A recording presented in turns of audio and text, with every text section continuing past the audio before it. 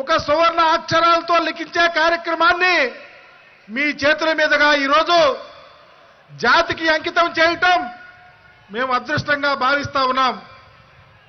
భారతదేశంలో ఎక్కడా లేనటువంటి ఒక గొప్ప కార్యక్రమాన్ని, మీ మనసులోని కార్యక్రమాన్ని, మీ గుండెల నిండా నింపుకున్న కార్యక్రమాన్ని బాబాసాహెబ్ అంబేద్కర్ గారి యొక్క విగ్రహ ప్రతిష్ట ఒక చారిత్రకమని మీకు తెలియజేస్తా ఉన్నాం.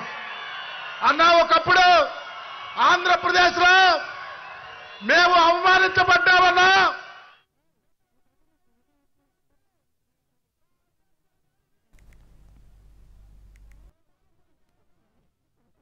విజయవాడ బందర్ రోడ్లో నిర్మించిన ఈ విగ్రహం చరిత్రలోనే మైలురాయిగా నిలవబోతోంది.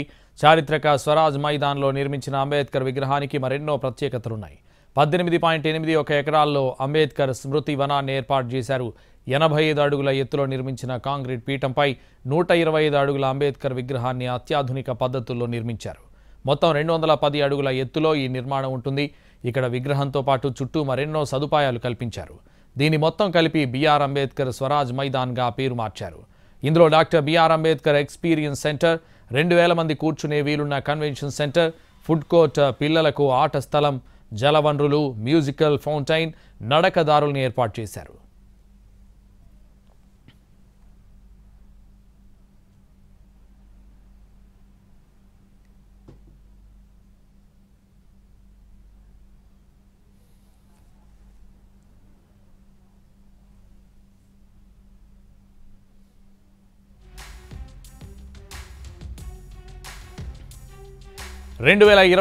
డిసెంబర్ 21న ప్రారంభించిన ఈ ప్రాజెక్టు 2 ఏళ్లలో పూర్తయింది. ఇక్కడ పెట్టిన 125 అడుగుల అంబేద్కర్ విగ్రహం పూర్తిగా స్వదేశంలోనే తయారైంది. స్టీల్ ఫ్రేమింగ్, కాంస్య క్లాడింగ్తో తయారు చేశారు. ఈ విగ్రహం పీఠం బౌద్ధ శిల్పకళ యొక్క కాలచక్ర మహామండలంగా రూపొందించారు. అంబేద్కర్ స్మారక చిహ్నం ముందు భాగంలో 6 జలవనరులు ఏర్పాటు చేశారు.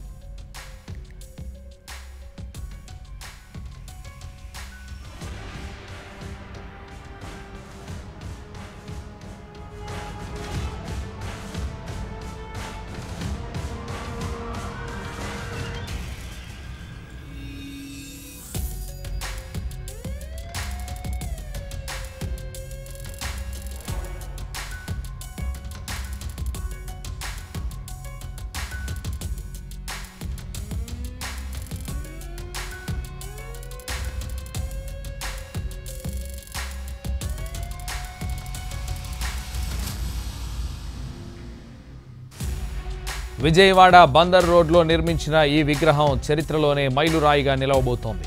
చారిత్రక స్వరాజ్ మైదాన్లో నిర్మించిన అంబేద్కర్ విగ్రహానికి మరెన్నో ప్రత్యేకతలున్నాయి. 18.81 ఎకరాల్లో అంబేద్కర్ స్మృతి వనాన్ని ఏర్పాటు చేశారు.